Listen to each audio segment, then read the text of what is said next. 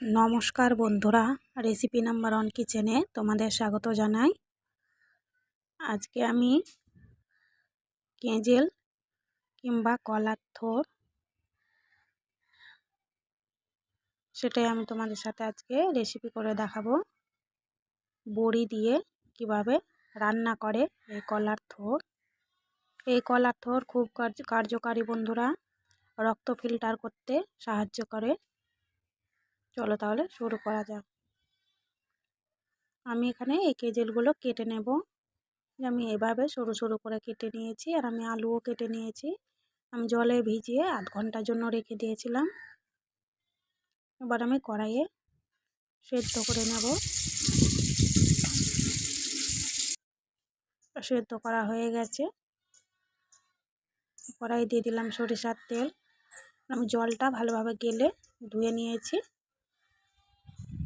এবার আমি বড়িগুলো ভেজে নেব।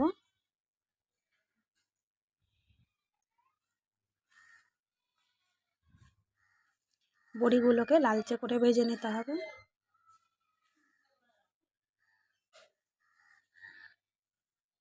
বড়িগুলো ভাজা হয়ে গেছে। আমি এর মধ্যে দিয়ে দিলাম জিরে বাটা, লঙ্কা গুঁড়ো, দিয়ে দিলাম হলুদ গুঁড়ো। এবার আমি কলার থোড়টা দিয়ে ভালোভাবে মশলার সাথে কিছুক্ষণের জন্য ভেজে নেব।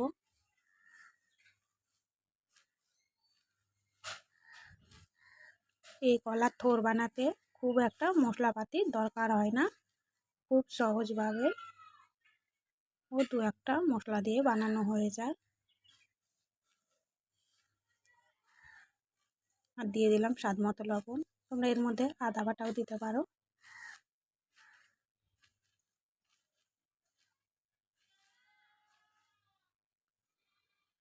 আমি একটু ভাজা ভাজা করে নেব মশলার সাথে, তারপরে জল দেব।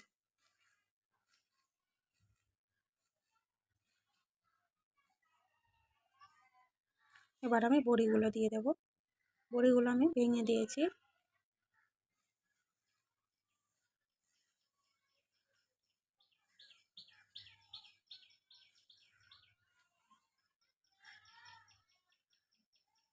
এবার আমি দিয়ে দেবো পরিমাণ মতো জল।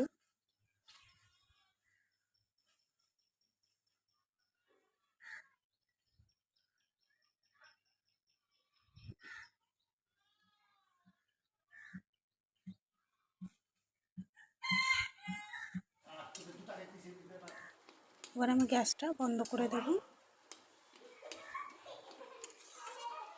কেজেলটা ভালোভাবে সেদ্ধ হয়ে গেছে।